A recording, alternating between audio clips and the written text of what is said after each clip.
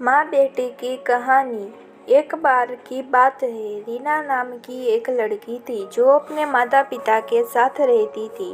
वह अपने माता पिता की इकलौती बेटी थी और वे उससे बहुत प्यार करते थे। उसके पिता हमेशा उसे वह नहीं दे सकते थे जो वह चाहती थी, लेकिन उन्होंने हमेशा उसकी इच्छाओं को पूरा करने की पूरी कोशिश की। रीना ने अपने पिता से कहा कि उसकी पुरानी चप्पल पुरानी हो रही है और वह एक नया चाहती है।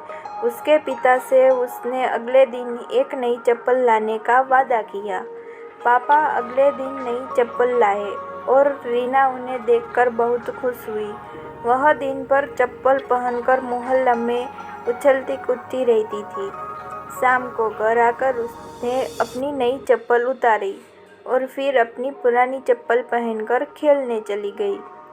रीना ने अपनी माँ से कहा कि उसे दी गई नई चप्पल पसंद नहीं है और वह इसके बजाय अपनी पुरानी चप्पल पहनना चाहती है। उसके पिता ने उसकी बातें सुनी और जब रीना बाहर खेल रही थी तो उसने उसकी पुरानी चप्पलें ले ली और नई चप्पल बदल दी। रीना के पिता ने उसे नई चप्पलों के साथ देखा और उसने उससे पूछा कि उसने उन्हें पहनने के लिए क्यों चुना। उसने उससे कहा कि वह उन्हें आजमाना चाहती थी और वह उन्हें पसंद करती थी।